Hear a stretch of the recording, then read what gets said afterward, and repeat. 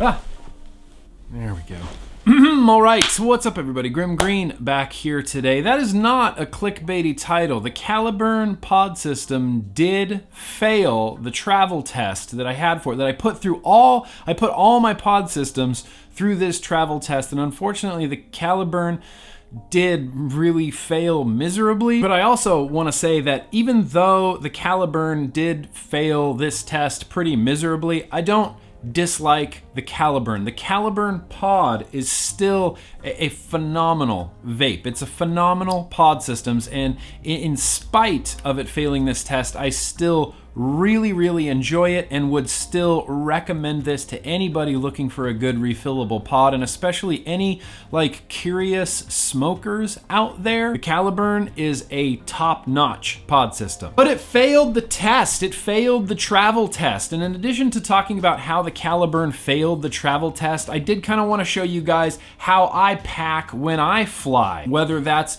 across the country or whether that's internationally, I do it the same way every single time. And what happens when I go through TSA security is that this never used to happen, but more recently, like within the last 2 years, my bag will always get pulled off. It's always the same song and dance. It goes through, my bag gets set aside, it goes down that other little conveyor belt. You know, when you're standing in line and you see your bag come off and go down the other little set of rollers, you're kind of like, oh, fuck. Like it's just gonna be, it's like another thing in your already stressful, busy travel day that now you get to talk to a TSA security agent about vape gear. And it's always the same thing. TSA is very well aware of vapor products, but they have to inspect them. And so my bag gets pulled off every single time, and then they open the bag, and then they open the thing, and they go, oh, this is vape gear. And I go, yes. And they go, oh, okay. And they zip it back up and they give me my bag. That's the most trouble I've ever dealt with at TSA with vape gear. So this is my Vent backpack. This is a brand, Vent. No affiliation other than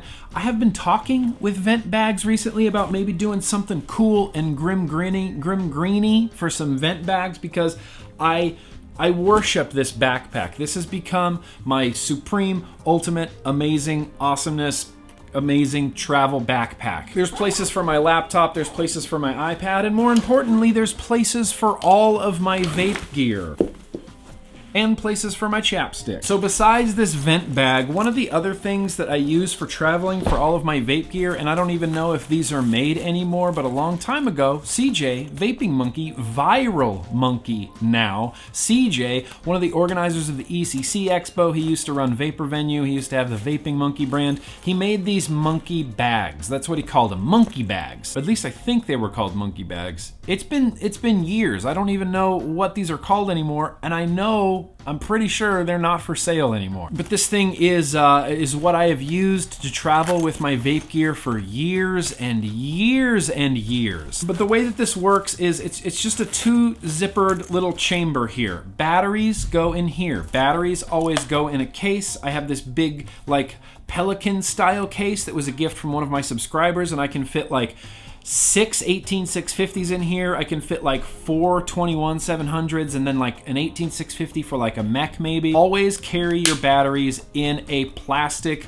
like clickable, lockable, not lockable, but like securely closed container. And I put all my batteries in the front of this, and it has its own zipper compartment. And then back here is where all of my mods go. So let's just pretend that there's no batteries in these mods. Obviously take your batteries out of your mod if you're traveling with it. You can you're not gonna be able to see this. Kind of slide one in there. That was my Aspen Modco Monarch. It's what I took with me to NVE. I also took this with me as well, and we're pretending that there's no batteries in here.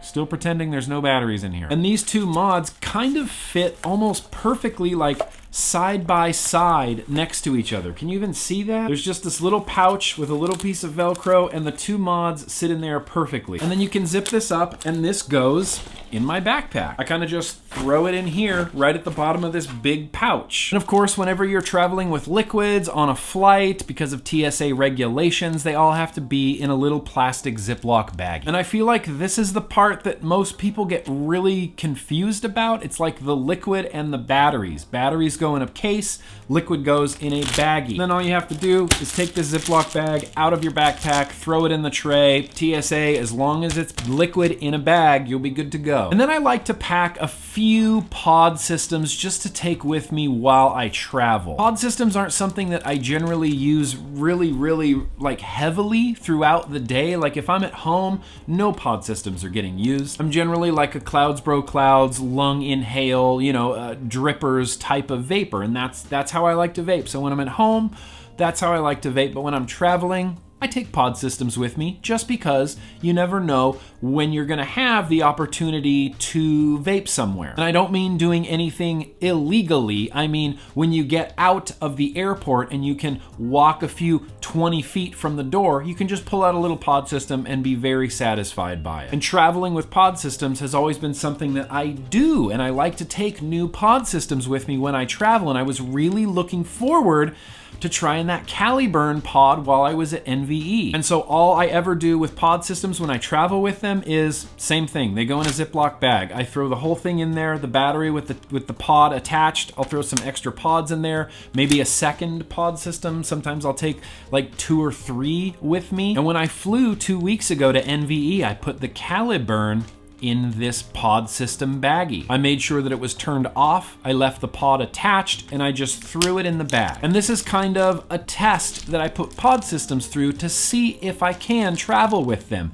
And lots of pod systems pass this test with flying colors. And I know it's kind of like a Voldemort, he who should not be named kind of situation, but the Joule travels really well. The Fix travels really well. Those VGod Stigs travel really well. The Juno, that Juno pod that I don't know that I've ever talked about it on my YouTube, I take that with me everywhere. It travels really well. And when I say travels really well, I mean it doesn't like flood like crazy on a plane. Vape gear, K-Funs, RTAs, sub-ohm tanks, they all will just flood and leak like crazy all over everywhere when you get on a plane because you're going, 30,000 feet into the air pressure changes, juice gets forced out of tanks just with just air pressure and makes a mess everywhere. Ruby Roo had this experience with her K-Fun when traveling to NVE, and I had this experience with the Caliburn while traveling to NVE. All of my other pod systems that I brought with me, the Fix and the Juno, both survived, and I knew they would because I've flown with them before. But this was my first time flying with the Caliburn pod, and